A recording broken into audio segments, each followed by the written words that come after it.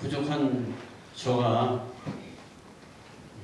간증을 하겠다고 이렇게 나섰습니다. 사실은 뭐 간증이라는 게 뭐 있겠습니까? 근데 60평생 살아오면서 순간순간마다 같이 해주신 하나님 그 은혜를 한번 이렇게 해고해 보면서 말씀을 나누려고 합니다. 또 간증을 하다 보면 어떻게 하다 보면 나의 자랑만 시큰하다가 끝날 수도 있기도 하고요. 그래서 좀 조심스럽긴 합니다. 여러분들이 지나온 이야기를 듣는 중에 거기서 좀 은혜가 됐으면 그런 마음이 들기도 합니다. 저는 다 알다시피 강원도 사람입니다. 강원도에서 원래 태생은 강릉시에서 태어났어요. 강릉시에서 6.25 나기 이태 전에 태어났는데 3살 되던 해에 6.25가 났습니다. 그래가지고 어머니 등에 업혀가지고 피난길에 올라서 뭐 그때는 아무것도 몰랐죠. 원주까지 피난을 나와서 원주에서 자랐기 때문에 제2의 고향이 원주가 됐습니다. 그래서 주 생활권이 원주가 됐고요.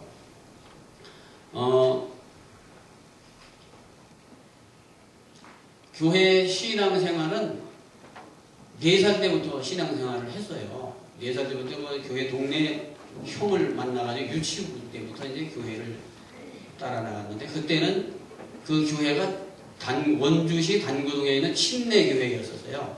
침례교회에 나가서 이제 뭐 아무것도 모르고 따라다녔죠. 그렇게 신앙생활을 하다가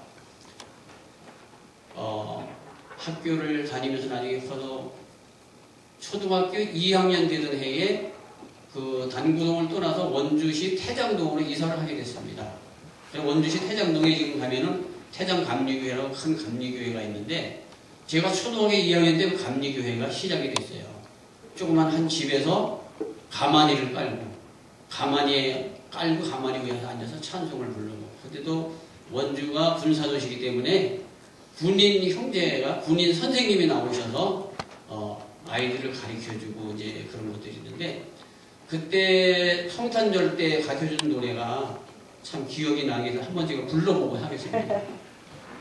기쁘도다 오늘날 우리 구주나신 날 참 기쁘도다 하하하 정말 기쁘도다 하하하 나팔 불며 춤을 추며 노래하며 노래하세 땡그렁 땡그렁 쩔꼬덕 궁동 찡찡 나리나리 북북북 그러는데 그때 생각하면 참 근데 그 어렸을 때 그 불렀던 거는 안 잊어버리시더라고요. 예, 그렇게 해가지고 신앙생활을 하고 그 교회가 오늘날 원주 태장교회하면 엄청 큰 교회가 됐습니다. 한 2,500평 정도 건물이 되고요. 지금 2,000명이 넘게 모이는 그런 대형 교회로 성장이 했는데 언젠가도 제가 선교 간증할 때 말씀드렸듯이 그 교회가 미국인 선교사가 와서 처음에 교회를 시작해준 교회입니다. 우리가 파롤라의 선교원을 하는 것처럼 그렇게 됐던 교회가 오늘날 그렇게 많이 커가지고 이렇게 큰 교회가 됐다. 우리가 겨자씨 헌금을 드리잖아요. 정말 조그마한 겨자씨 하나가 떨어져서 큰 나무가 된 것처럼 그렇게 교회가 됐다. 그렇게 제가 그 생각을 하면서 필리핀에 간 우리 파롤라 선교원을 보면서 파롤라 선교원도 나중에 우리 내 고향 교회처럼 그렇게 큰 교회로 거기서 자란 아이들이 큰 인물들이 될 것이다. 그렇게 생각하고 있습니다. 제가 믿음 생활을 그러면 그때부터 열심히 잘했느냐. 근데 그게 아니더라고요. 사실은 사춘기 때 어디부터 얘기해야 되나. 제가 초등학교 5학년 때 5.16 군사혁명이 났습니다. 5.16 군사혁명이 터지고 생활이 굉장히 어려워졌어요. 왜냐하면 아버지께서 무슨 사업을 하셨냐면 연탄을 찍어가지고 가정에다가 연탄을 배달해서 연탄 장사를 하셨었는데요. 그 연탄을 어디서 가져왔냐면 군부대에서 지금 생각하면 그게 불법인 것 같아요. 군부대에서 싸게 이렇게 연탄을 주면 그걸 가지고 니아까로 실어가지고 와가지고 연탄을 기계로 찍는 게 아니라 그냥 망치로 이렇게 떡매를 해요. 나무 망치를 때려가지고 연탄을 찍어서 그걸 갖다 내다 파는 작업을 했는데 원가를 워낙 싸게 가지고 오니까 장사가 된 거예요. 그래서 살기가 괜찮았던 거예요. 그러다가 원주에다가 연탄 공장, 기계를 해가지고 찍는 연탄 자동 기계를 넣는 공장을 차리려고 있는 재산을 다 털어가지고 공장을 지었습니다. 그리고 이제 연탄을 많이 해가지고 크게 사업을 벌리려고 하는 그 해에 5.16 군사혁명이 딱 터졌어요. 군사혁명이 딱 터지고 나면서 지금까지 형식적인 모든 거 재정비하고 국민 헌장을 그 박정희 대통령이 막 애우게 하고 이렇게 하면서 부정적인 거, 부조리 이런 거는 다 근절이 됐어요. 연탄을 가지고 나올 수 있는 방법이 없는 거예요. 그런데다가 또 다른 사람이 그 동네에다가 먼저 선수를 쳐가지고 공장을 차려서 먼저 연탄 공장을 시작을 하신 거예요. 그러다 보니까는 돈을 투자하겠다는 사람이 돈을 투자를 안 하시는 거예요. 그래서 갑자기 전 재산을 거기다 다 집어넣었죠. 기계를 못 들여왔죠. 그렇게 돼서 이제 생활이 굉장히 어렵게 됐습니다. 살기가 뭐 어렵다 이제 그렇게 얘기를 많이 하셨는데 얼마나 어려웠냐 하면요. 중학교 1학년 때 초등학교를 졸업했을 때 당시에는 공부를 좀 제가 잘했나 봐요. 시장상을 받았고 6년 정군 개근상을 받았고 또 원주시 시장상을 받았어요. 그리고 또 학교 교내에서 운변대회가 있었는데 운변 원고를 초등학교 때 제가 혼자 그때 반공에 대한 운변인 것 같은데 운변 원고를 제가 써가지고 나가서 막 운변을 열흘 쳐서 운변을 했는데 또 1등을 했더라고요. 그래서 1등을 했었고요. 하여튼 근데 초등학교 졸업했을 때 상이 한 보따리예요. 저희 아버지가 기분이 너무 좋으셔가지고 얼마나 좋아하시는지 모릅니다. 그래가지고 이제 중학교를 들어가서 공부를 하게 됐는데 이게 생활이 어려운 거예요. 7남매였고 어머니 아버지가 9 식구죠. 거기다가 우리 작은 집 식구가 또 작은 집 사촌 동생들이 3명이 또 한 집에서 같이 살게 돼가지고 12명의 식구가 이제 사는 거예요. 13명의 식구가. 그런데 먹을 게 없는 거예요. 돈이 없는 거예요. 쉽게 말해서. 이제 그 사업이 그러니까 아버지가 강릉 주문진 이쪽에 가가지고 뭐 생선 이런 걸 껴가지고 원주 상해에다가 맡겨놓으면 상해에서 위탁을 받아가지고 판매를 해주고 그런 모양이에요.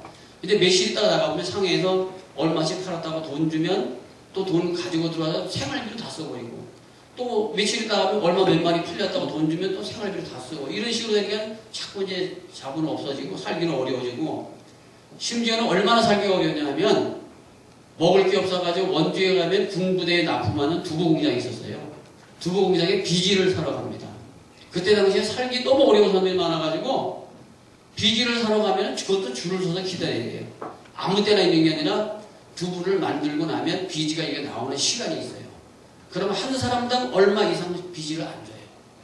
그러니까 거기서 줄을 서 있다가 비지를 사가지고 집으로 오면 그 비지에다가 쌀을 한 움큼 집어넣고 그것도 밥을 하는 게 아니라 죽을 써요. 죽을 써가지고는 그 물을 많이 붓잖아요. 그것도 여럿이 놀아 먹어야 되니까 그 죽을 한 그릇인데 그것도 더 먹고 싶어도 더 못 먹는 거예요. 한 그릇씩 주면 그거 먹고 끝나야 돼요. 뭐 같은 고향에 또 그렇게 어렵게 사는 친구 하나는 학교를 가기 위해서 옷을 다 입고서 그 비지죽을 먹다가 막 흘러서 옷에 떨어지니까 신문지를 이렇게 구멍을 뚫어서 뒤집어 쓰고 그리고 밥을 먹고 흘러온 거 이제 신문지 벗어내고 학교로 가고 그러던 친구도 있었다 그랬습니다.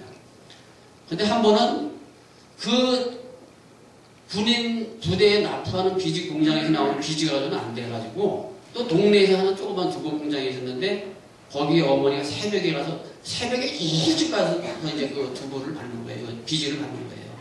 그걸 받으러 가셨는데 어머니는 너무 먹을 게 없고 이게 그러시니까 거기 가서 비지를 이렇게 줄 때 사면서 비지를 한 움큼 집어가지고 입에다 놓고 잡수신다고 잡수신 게 너무 배가 고파서 이제 드셨기 때문에 그게 취했어요. 얹히셨어요. 그래가지고 병이 나셨는데 전혀 낫지 않아요. 엄청나게 고생을 하셨습니다. 어머니가. 그래가지고 나중에 교회에 가서 교회에 전도사님, 목사님을 모셔가지고 예배를 드리고 기도를 하고 또 어떤 의원을 만났는데 그 의원이 와서 침을 넣고 이래가지고 제 어린 기억에 어머니가 나중에 나오셨던 기억이 있는데 지금도 생각하면 어머니가 저희를 위해서 얼마나 고생하시고 저희들 위해서 얼마나 많이 기도하셨던가 그런 어머니를 생각하게 됩니다. 한 번에 얼마나 먹을 게 없었는데 사실은 오늘 점심까지 먹고 저녁부터는 먹을 게 하나도 없는 상황이었었는 거예요. 근데 어머니가 어디를 가신대요. 어디 가시냐고. 그러니까 바구니를 하나 들고 호미를 들고 나시는 거예요. 그래서 저희도 따라 나섰습니다. 어디 가시는지 같이 가겠습니다. 따라갔더니 그 시골길로 한참 뭐 산속으로 이렇게 들어가다 보니까 홍밭이 하나 있어요. 홍밭을 이렇게 눈여겨보시더니 아, 여기가 감자밭이 맞긴 맞다. 그래서 홍밭 사이를 들어가면서 호미를 무조건 대고 파는 거예요. 그래서 홈을 이렇게 홍밭을 매주는 거예요. 그러다가 한참 파다 보면 감자가 하나 툭 튀어나오고 이 감자 이삭을 주는 겁니다. 감자가 하나 툭 튀어나오고 감자 이삭을 주워가지고 와서 그걸 가지고 저녁에 삶아서 그걸로 저녁을 먹는 거예요. 알고 보니까. 이게 그날 어머니가 가서 저녁 끼리를 해결해 보시고 그렇게 어렵게 살았어요. 그러다 보니까 중학교 1학년 말이 됐는데 저는 공부를 잘했는데 중학교 1학년 때부터 초등학교 5학년, 6학년짜리들을 3명을 가해 공부를 시켰습니다. 근데 이상하게도 제가 가르치면 아이들이 머릿속에 잘 들어간대요. 그래가지고 걔네들이 성적이 막 올라가는 거예요. 그 옆에 찍어주면 우리 애들 좀 가르쳐줘, 우리 애들 좀 가르쳐줘 이랬는데 제가 3명만 딱 그렇게 가르쳐줬고요. 그렇게 했었습니다. 근데 제가 이게 좀 얘기들을 좀 정리를 해가지고 와서 그렇게 살기가 어려운 생각 속에 살다가 중학교 말이 돼가지고 학기말 시험을 볼 때가 됐는데 선생님이 부르세요. 수업료를 한 달치가 밀렸고 기성회비가 1,100원이 밀려 있어서 학기말 시험을 치를 수가 없게 됐다. 이 돈을 가지고 와야만 시험을 치르게 해주겠다. 그러셨어요. 집에 왔습니다. 공부도 못하고 시험도 못 치고. 왜 왔니? 벌써 사실은 이렇게 돼서 지금 학교에서 집으로 가는 거 왔습니다. 근데 그때 당시에는 형님이 고등학교 1학년이었고 제가 중학교 1학년이었습니다. 집에서 형님도 학교 수업료를 못 내가지고 지금 또 그렇게 학교 오지 말라는 통보를 받았고 그래서 아버지가 고민하시는 중에 우선 형을 먼저 가르쳐야지 동생은 나중에 기회가 있겠지. 그래서 저는 접어지고 형만 학교로 나가게 됐어요. 그렇게 하다 보면서 그럼 내가 혼자 열심히 공부하면 되지 뭐. 근데 그게 잘 안 되더라고요. 혼자 공부한다고. 나는 그럼 강의록을 가지고 독학을 할 거야. 강의록을 어떻게 주소를 해가지고 강의록을 사가지고 혼자 독학을 공부를 합니다. 혼자 공부를 한다고 책을 펴놓고 막 혼자 읽어보고 또 읽어보고 그걸 이해하고 넘어가고 머릿속에 집어넣고 또 공부를 하고 그러는데 책을 펴면은 공부가 안 되고 배가 고픈 생각만 떠오르는 거예요. 그러니까 너무 배가 고파가지고 부엌에 가서 찬장문을 열어보면은 너무 깨끗해요. 먹을 게 하나도 없어요. 간장만 있어요. 그래서 사발에다가 맹물을 해가지고 거기다 간장을 한 숟가락으로 후를 타가지고 마시고 들어와 있으니 조금 있으면 또 배가 고프고 공부가 안 되는 거예요. 너무 배가 고파가지고. 그런데다가 저는 이렇게 여러분들 보기에 눈이 하나가 좀 이렇게 됐는데 6.25 때 피난길에서 어머니가 못 잡수셨기 때문에 영양실조가 저한테로 왔어요. 이제 저를 먹으면서 영양실조로 눈이 왼쪽 시신경이 죽었다고. 근데 갓난애기니까는 이제 말을 못하니까 모르고 나중에 눈이 이상하니까 안과병원에 들어가니까 이미 때는 늦었다. 그래서 이제 저는 지금 눈을 하나 가지고 살아요. 사실은 왼쪽 눈은 완전 안 보입니다. 실명이 되어 있고 그렇게 살았고. 그러니까 혼자서 사춘기 때 이렇게 어렵게 살 바에 내가 더군다나 나는 눈까지도 이렇고 내가 이 세상에 살아서 뭐하나. 나 같은 사람은 죽는 게 나을 거야. 믿음 생활하고 교회에 나갔다고 하지만 교회에 나가는 사람이 그런 생각을 하게 됐습니다. 그래가지고 어떻게 어디에 가서 아무도 모르게 내가 죽을까. 나 같은 사람은 살아봤자 희망도 없어. 죽어야 돼. 그런 생각하고 지냈었는데요. 혼자 어떻게 죽을까를 생각할 때 제일 마음이 걸리는 게 어머니예요. 우리를 위해서 크게 고생하시는 어머니. 당장 저녁에 때거리가 없으면 그냥 호미를 들고 이렇게 들로 산으로 가가지고 감자 이삭을 주워다가 그렇게 해서 먹여 사는 어머니 생각하니까 내가 죽고 나면 어머니가 어떻게 되실까? 그 생각을 하니까는 죽겠다는 생각을 도저히 못하겠더라고요. 그렇게 어렵게 생활을 해줬습니다. 그리고 이제 뭐 얘기를 쭉 하다 보면 너무 길어지니까요. 다른 얘기로 들어가겠습니다. 제가 기도 응답을 받은 게 여러 가지가 있었는데 그 중에 한 가지는 23살 때 이게 18살 때부터 객지 생활을 해가지고 서울에 무역장 올라와서 갈 데가 없고 그러다 보니까 중국집에 가서 짜장면 배달을 했어요. 짜장면 배달하는 그런 거를 하면서 생활을 했었는데요. 23살 되는 해에도 역시 집에 들어가니까 집에 생활은 맨날 그렇게 어려운 가운데 있는 거예요. 그래서 하나님 앞에 새벽 기도 나가면서 기도를 했습니다. 하나님 분명히 살아계신 거 압니다. 저에게 좋은 일 드려주세요. 다른 거 필요 없어요. 하나님 농사를 지을 수 있는 땅 좀 주세요. 농사를 내 땅이 아니라도 좋아요. 어느 곳에 어느 산에 가서 산을 파헤치더라도 산 아무도 주인 없는 그 산이라도 파헤쳐가지고 농사를 지어서 사올 수 있는 그런 땅을 저에게 주세요. 그런 기도가 나오기 시작했습니다. 그렇게 한 3개월 정도 새벽마다 나가서 기도를 했는데 갑자기 진부에 살고 계신 고모부께서 갑자기 안 오신 분이 찾아오셨어요. 오셔가지고 하시는 말씀이 원주 어디에 지금 원주 근교에 땅이 논이 30평이 있고 밭이 6,000평이 있는 사람이 땅이 있는데 그 사람이 초등학교 선생님이기 때문에 그 농사를 짓지 못하는데 대신 그 농사를 지어줄 사람을 구한다. 그래서 그 진부에 계신 고모님이 그 고모부가 누구를 통해서 그 이야기를 듣고 그 땅을 보러 왔다는 거예요. 조건이 되면 그 농사를 내가 짓겠다는 거예요. 그 말씀을 하는 순간 제가 딱 하나님께서 응답하시는구나. 우리 고모부가 진부에 있는 진부에서 농사 지시니까요. 진부에 있는 고모부가 원주로 농사를 지러 오시면 우리는 무조건 되고 진부로 가서 농사를 져야 되겠구나. 하나님이 이제 내 기도를 들으시는구나. 그렇게 생각을 하고 마음이 엄청 기뻤습니다. 그 나중에 고모부가 어떻게 되셨나? 고모부가 이제 가셨어요. 가신 다음에 아버지에게 여쭤봤습니다. 아버지, 고모부 어떻게 됐대요? 이렇게. 가서 보니까 집이 너무 협소하고 그래서 그 살림이 다 와가지고 농사짓기가 적합지 않아서 그것을 포기하셨다고 그렇게 말씀하시고 떠나가셨다는 거예요. 그래서 아버지, 그러면 그 농토 우리가 가서 짓겠다고 하세요. 제가 힘써서 하겠습니다. 그렇게 해가지고 연결이 돼서 그게 기도하니까 진부에 있는 고모부를 통해서 그것이 나타난 거예요. 제가 원했던 건 그거예요. 하나님, 그냥 땅만 주고 집도 없어서 좋아요. 집이 없으면 가지고 비닐을 가지고 그냥 이렇게 쳐놓고 거기 들어가 자면서도 해서 지금 하면 되죠. 그랬는데 집도 있지요. 또 논도 32마직이나 된다지요. 땅이 6,000평이나 된다지요. 그걸 하려고. 근데 저희 집에는 일력이 있었다. 아버지가 그때 당시에 이제 연세가 좀 돼서 아버지가 계셨고, 저희 형님이 있었고, 또 형수님이 이제 있었거든요. 그래서 형수님, 저 아버지 이렇게 4사람의 힘을 받아서 가서 하면 할 수 있겠다. 그래가지고 그 일을 연결이 돼가지고 1년 동안 농사를 열심히 지었습니다. 그것이 원주시 장량에 있는 곳이었는데요. 거기에 장량 감리교회가 있었어요.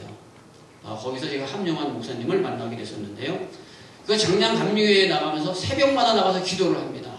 그리고 농사를 집니다. 농사를 잘 할지 몰라요. 그냥 아버지가 옛날에 농사를 지어보셨기 때문에 아버지가 하자고 말씀하신 대로 따라서 일만 하는 거예요.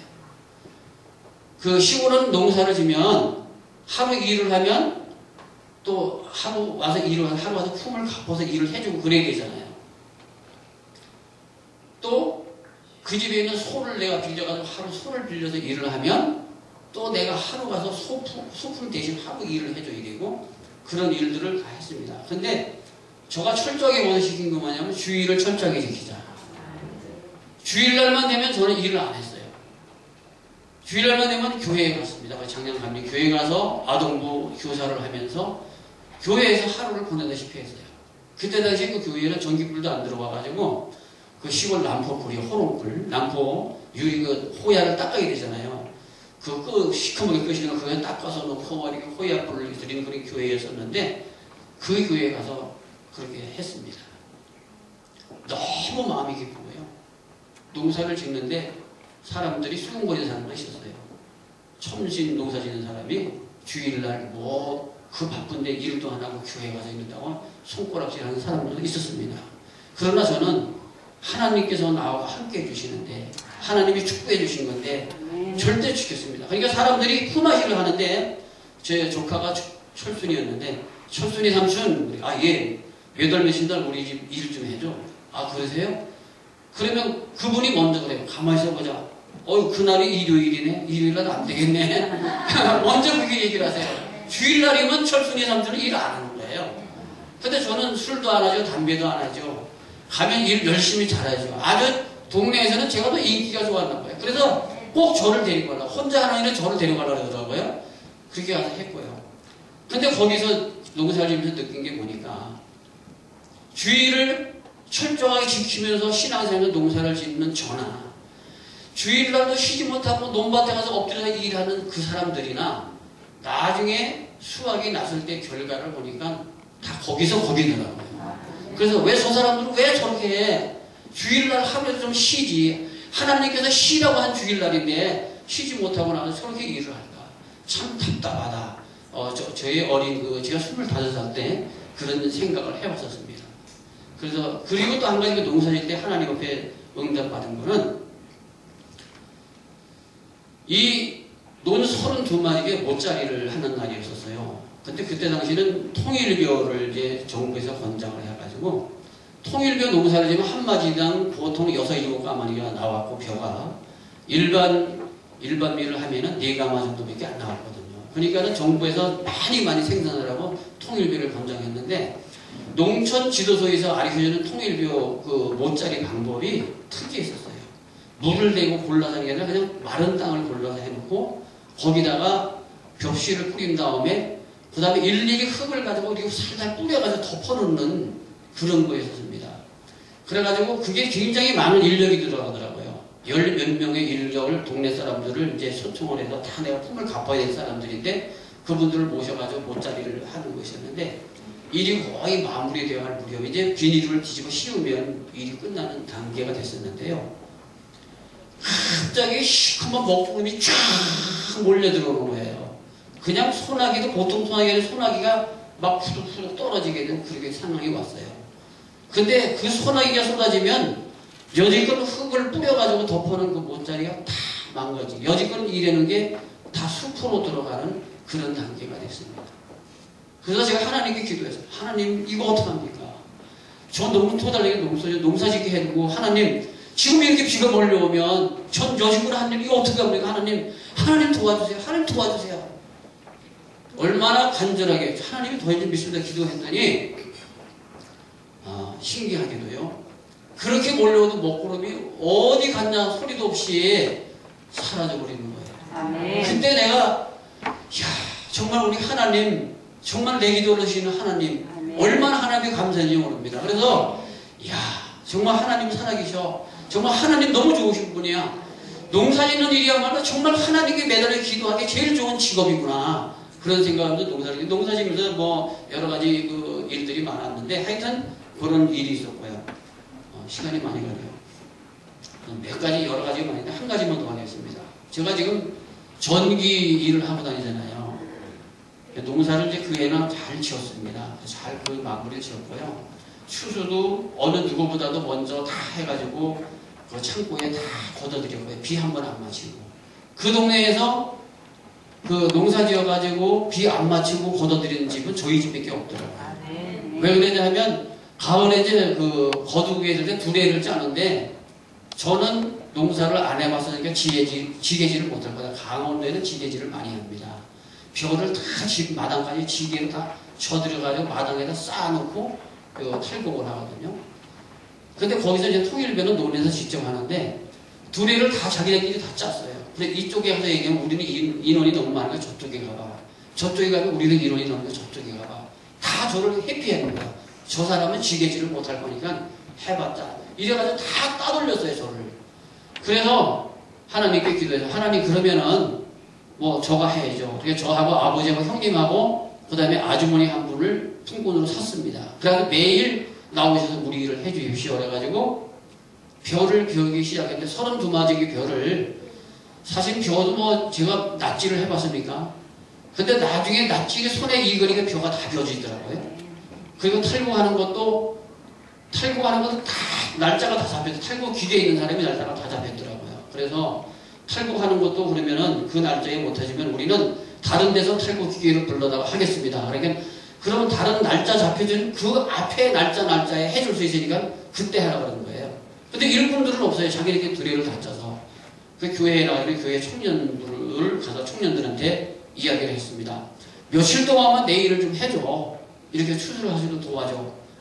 그러니까 그 청년들이 또 같이 해주겠다고 의해가지고 그 청년들이 와가지고 도와주는 바람에 다 추수를 해가지고 창고에 쌓아놓는 마지막 가마에 창고에 쌓고 나니까 비가 엄청나게 쏟아지더라고요. 그래서 야, 이 사람들이 전부 다 나중에 깜짝 놀라요.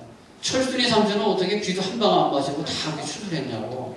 그렇게 두레를 앉아두는 사람들이 철순이 삼촌 며칠 날 우리 집에 일 좀 해줘. 며칠 날 우리 집에 일 좀 해줘. 저는 탈곡하고 추수하니까 일이 너무 여유가 생기더라고요.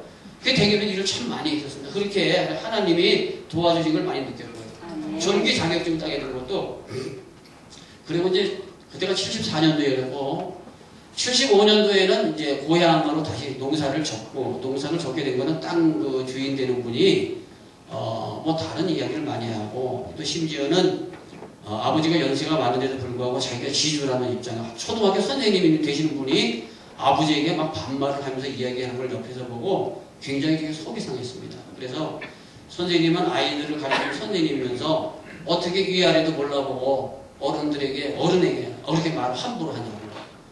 만약에 내가 선생님에게 이렇게 말을 함부로 하면 선생님 기분 좋겠냐고. 옆에서 보는 내가 기분이 나고 죽겠다고. 막 이렇게 따지고 또 혈기도 있어가지고 따졌었어요. 그리고서는 우리 농사 내년은 안 짓겠다고. 이렇게 하면은 그 농사를 그래서 접어치웠습니다.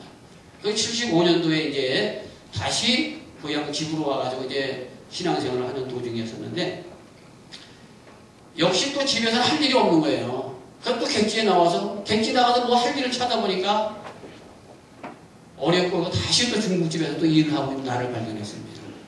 추석 때가 됐습니다. 추석시로 집에 왔어요.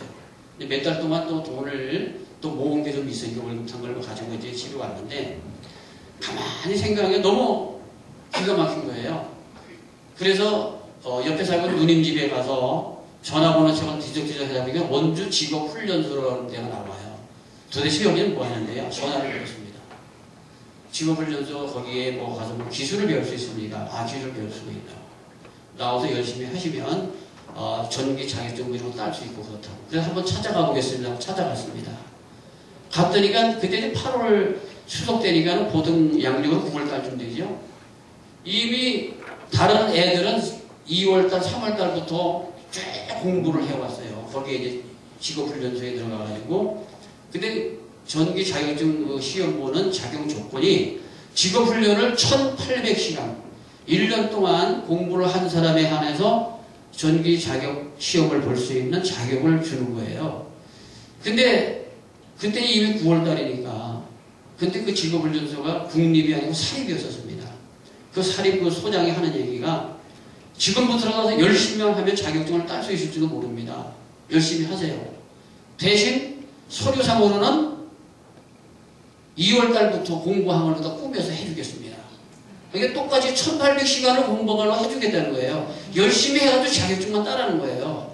그래서 한번 해봐야 되겠다. 도전을 해야 되겠다. 했습니다. 근데 중학교는 졸업을 못했죠. 뭐 강의용과에서 공부한다고 했어도 거기서 거기죠. 근데 이 전기의 모든 계산 문제, 뭐 계산이 전부 굉장히 복잡해요. 공부하신 분들은 아시겠지만 뭐 루트를 푸는 방법이라는 루트하고 뭐 공식이 많이 있는데 루트도 풀을 줄 몰랐으니까요. 그래서 거기 같이 공부하고 있는 아이들이 한 40명 됐었는데 그 아이들은 저의 조카뻘 되는 아이들이에요. 중학교 갓 졸업하고 들어온 아이들. 나는 나이가 26살. 그러니까 심지어는 와서 가르쳐주는 선생님도 저보다 나이가 아래인 거예요. 그런 데서 제가 공부를 하는데 그 학생들에게 야, 루트 어떻게 푸는 건지 좀 가르쳐줘.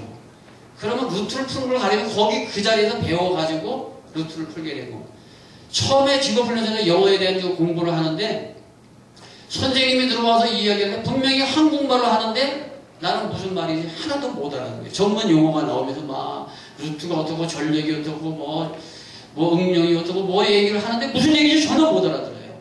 그래서 공고에 가면 1학년 때 배우는 전기통론이라는 책이 있었는데 그 책을 갖다 놓고 그날부터 혼자 이제 뒤져가면서 읽은 거예요. 읽으면서 누님 집에 가서 백과사전을 갖다 놓고 모르는 단어 같은 게 나오면 무슨 말인지 모르겠으면 백과사전을 찾아가면서 하나씩 머릿속에 집어넣기 시작했습니다.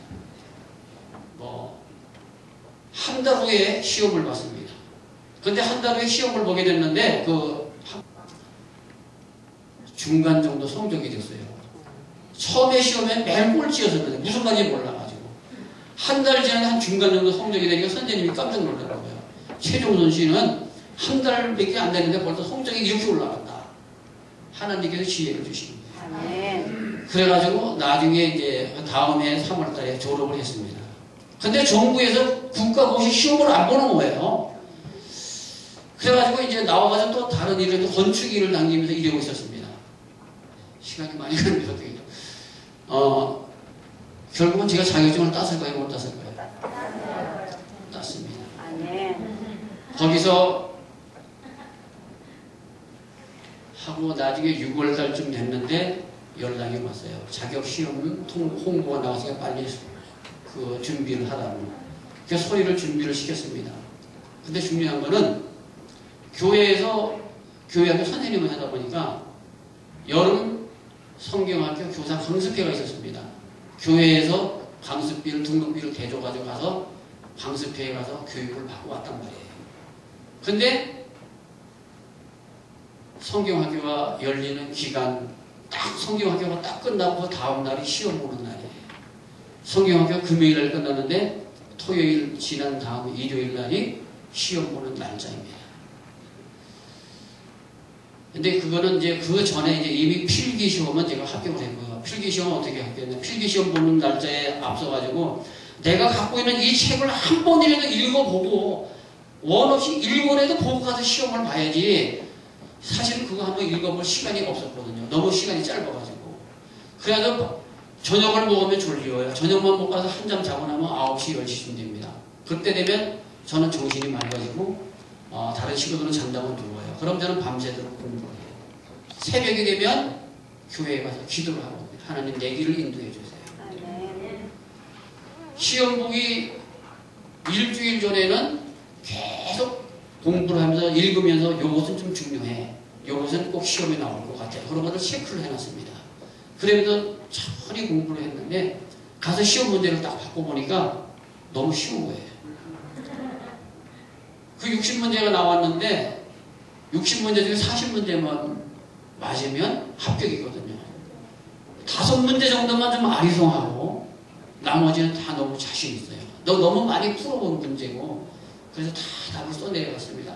그리고 시간 전에 답안지를 내가 바꿔서 나왔습니다. 같이 간 아이들에게 물어보세요. 많이 쉽지 않은 얘기예요. 자기네는 생전 처음 보는 문제들만 나와요. 이렇게 어려울 줄 몰랐대요. 춘천직업훈련소는 국립직업훈련소 나라에서 돈을 대줘서 교육받은 아이들이었고요. 원주직업훈련소는 사립으로 각자가 돈 내고 배운 아이들이었는데 같이 이제 강원도에서 춘천직업훈련소, 원주직업훈련소 같이 시험을 봤는데 그 중에서 딱 원주직업훈련소 3명만 필기시험에 합격을 했어요. 그 중에 제가 들어가 있었습니다. 사람들이 깜짝 놀래요. 아니 불과 3, 4개월 공부해가지고 저럴 수가 있나. 하나님께서 주신 겁니다. 밤새도록 공부하고 새벽기도 갔다 오는데 거의 한 주간 동안 계속 내가 공부해서 문제가 나와서 쉬울 수밖에 더 있어요. 하나님의 섭리였죠. 그래가지고 일단은 필기시험 합격했는데 나중에 실기시험이 문제예요. 근데 실기시험 바로 실기시험이 성경학교 끝나는 기간에 있는 거예요. 성경학교를 내가 선생님을 해야 되냐 실기를 가서 준비를 해야 되냐. 실기가 전기 모타를 만드는 거였습니다. 전기 모타가 굉장히 뜯어보면 안에 선이 꽉 찼습니다. 배선이. 전기 모타도 종류가 많아요. Y결선, 대이결선, Y델타 결선, 삼상결선, 단상결선, 전기, 우리 그 모타가 그냥 간단히 모타인 줄 아는데요. 모타가 한 20가지가 돼요. 종류가. 회로마다. 그거 이제 설계도 딱 도면 나오고 그 도면에 의해서 그대로 만들어내는 거예요. 그렇게 해는 그런 문제였는데 그거 실기를 가서 해야 되는데 사실은 다른 아이들은 나보다 6, 7개월 미리 했기 때문에 실습을 많이 해서 그걸 한 아이들이었고 저는 이게 이제 필기시험 그거 하기 바빴는데 그걸 할 시간이 있었어야죠. 근데 성경학교가 열리는데 성경학교를 해야 되냐? 가서 그걸 연습해야 되냐? 어느 누가 생각해도 가서 모타 만들고 연습하고 있어야 되는 게 맞는 거예요. 5시간 동안에 그 모자를 만들어내는 건데 5시간 5시간인데 실기 시간은 5시간을 줘요. 근데 저는 10시간을 해도 못 만드는데요. 아무리 해도 이게 손이 안 돌아가요. 그 사람들은 1년 동안 미리 해도 막 5시간, 6시간 이렇게 걸리는 거예요. 5시간 안에 만들어내야 되는 거예요. 하여튼. 근데 큰일 났습니다. 근데 저는 기도하면서 하나님께서 나에게 주시려면 주실 거야. 그런 마음이 오기 시작했습니다. 그래서 기쁜 마음으로 성경학교 교사를 열심히 했어요. 그리고 이제 금요일날 성경학교가 오전에 끝이 났는데 강원도 태백시에서 원주에 와서 그걸 같이 공부한 친구가 있었어요. 나이가 저보다 한 5년 아래였었는데 그 친구는 공장에서 일하다가 왼손이 다리가 나가가지고 왼손이 주먹만 이렇게 있는 주먹손님 친구였었는데 열심히 했고 그 손 가지고도 그 친구는 5시간이면 모타를 만들어내요. 한 손이 그런데도. 근데 그 친구가 원주에서 잘 때가 최종원 씨 집에서 나 좀 재워주세요. 그래가지고 매일 학원에 나가서 연습을 해가지고 시험을 보게 되는. 그 친구는 필기시험을 같이 합격한 친구거든요. 그리고 또 한 친구는 필기시험에 합격한 후에 서울의 신명전기라는 서울 영등포에 있는 양평도에 있는 그 회사에 가서 매일 모타 만드는 일을 하고 있었어요. 한 친구는. 그러니까 그 친구는 모타를 맨날 만드는 게 자신만만했죠. 그렇게 세 친구가 이제 모였는데 저는 학원에 가서 그 연습회도 안 하면 학원에 있는 그 직업훈련소 소장이 아니 최종선 씨는 왜 안 나와? 그러면서 그 조막소리 있는 그 친구한테 박재수인데 박재수라는 사람한테 물어보더래요. 그러니까 최종선 씨는 요새 성경학교에 나가서 선생님하고 계십니다. 그런 미친 사람이 어디가 있어? 지금 어떻게 중요한데 성교생을 하고 있어? 그러면서 막 욕을 해드려요. 그래서 당연히 그렇게 하시겠지. 그러나 하나님이 자격증을 주시려면 주실 거야. 그런 믿음이 있었습니다. 그랬는데요. 이 친구가 금요일날 11시쯤 됐는데 교회를 찾아왔어요. 학원에 가서 지금 연습하고 있는 친구가 찾아오는 거예요. 그래서 아니 박재수 씨 왜 교회를 찾아왔어? 아니 좋은 일이 있습니다. 좋은 일이 있습니다. 무슨 일이야? 이게 얘기를 하는데요. 춘천에 있는 그 노동청에 있는 사람이 원주 직업훈련소로 왔대요. 그분은 요번에 나올 문제가 어떤 문제인지 모타가 지금 한 20가지 된다고 했죠. 어떤 회로에 어떤 문제가 나올지 문제의 답을 그분은 알고 계신 분이에요. 춘천 노동청에 계신 분이에요. 그때는 그 자격심을 노동청에서 이제 주관을 했기 때문에 그분이었는데 그분을 모시고 다방에 갔답니다. 커피를 하면서 나 좀 살려주세요. 나 이 손 가지고 먹고 살아야 됩니다. 나 좀 살려주세요. 좀 문제를 알 수 있는 방법이 없습니까? 근데 사실은 그 문제가 공고생들한테는 이미 한 달 전에 다 나가서 각종 공고에서는 그 문제를 놓고 달달 연습해요. 왜냐하면 기능사 시험을 치면 어려워가지고 기능사가 배출이 안 되는 거예요. 정부에서. 그래서 기능사를 배출하기 많이 몇 명 이상 배출이 돼야 되기 때문에 공고 아이들에게는 미리 다 가르쳐준 거예요. 근데 우리 직업훈련들은 안 가르쳐준 거예요. 그 사람이 그 박재수 씨라는 사람한테 그럼 오늘이 금요일이면 오늘 금요일날 밤에 그럼 춘천으로 어디를 찾아와. 그럼 내가 그 도면을 넘겨줄게. 그렇게 이야기가 된 거예요. 그래서 나한테 와서 오늘 저녁에 춘천을 가자는 거예요. 그래가지고 그날 저녁에 춘천에 찾아가가지고 어디에서 전화했는데 그분이 아무도 모르게 도면을 줬습니다. 그거는 하나님께서 그렇게 하셨다고 저는 생각합니다. 이 사람이 물론 나 이 손까지 먹고 살게 해달라고 그랬지만은 이미 문제는 고등학교는 벌써 다 나갔던 거이기 때문에 사실은 우리는 불이익을 당하고 있었던 거죠. 그리고 그걸 줘가지고 그 문제를 받아보니까 모타에 돌아가는 코일이 이 머리카락보다 더 가늘은 그걸 가느다란 코일이었고 모타는 조그마서 손가락도 잘 안 들어가고 그런 데였었어요. 그거를 하려고 보니까 진짜 자칫 잘못하면 선과 선이 엉켜서 끊어지고 실패했으면 그런 거였었어요. 그래서 이게 잘 엉키지 않게 하려면 우리가 이 코알을 감아서 어떤 식으로 넣으면 되겠다는 걸 연구를 하고 준비를 하고 그래가지고 갔습니다. 그러나 저는 그걸 5시간에 만들어낼 사실 자신이 없어서 연습을 안 하기 때문에 그래도 한번 참석은 해봐야지. 그리고 시험을 보러 갔는데 마지막에 가서 물건을 만들어서 결정을 해서 뽑아내는 순간에 시간이 다 됐습니다. 빨리 내십시오 하는 거예요. 그러니까 해놓고 테스트하기로다가 체크를 해서 제대로 됐나 확인을 해야 되는데 확인할 시간이 없어요. 해가지고 뭐 단단히 묶어야 되고 이제 그거 흔들지 않게 해야 되니까 그거 해가지고 갖다 4개에 바꿨습니다. 이름 써서 4개. 이름 써서 4개 바꿔서 왔는데 3일 후에 발표가 나는데 합격했다는 발표가 왔습니다. 얼마나 감사한지 몰라요. 근데 공교롭게도 또 그 합격 받아서 합격 통지서를 이제 우편으로 받았는데 그걸 가지고 또 사촌 동생이 군대 간다니 군대 가기 전에 우리 그럼 치악산 등산이나 한번 가자. 치악산 올라갔다가 그만 그 암벽에서 지갑채 몽땅 잃어버렸었어요. 아유, 하나님 이거 합격증을 잃어버렸으니 어떻게 가서 그 자격증을 받아오는데 하나님 어떻게 하면 좋아요? 또 기도했습니다. 일주일 후에 우편으로 왔어요. 그 안에 있는 돈은 다 뺐었더라고요. 암벽에 흩어진 지갑을 발견했는데 돈은 내가 잘 줬습니다. 이런 게 중요한 게 아니라 지갑은 내가 소포로 보내드립니다. 편지 하나만 딱 들어있더라고요. 그래가지고 그렇게 뭐 간절하게 한 뭐 몇 장이가 몇 가지 있는데 오늘은 여기까지만 하겠습니다. 오늘날 제가 그 전기 기술을 그거 하나 가지고 이 나이가 돼도 일이 은퇴 안 하고 아마 마지막 하는 그날까지 갈 겁니다. 하나님께서 축복해 주셔서 너무 감사합니다. 예, 감사합니다. 우리에게 어렸을 때부터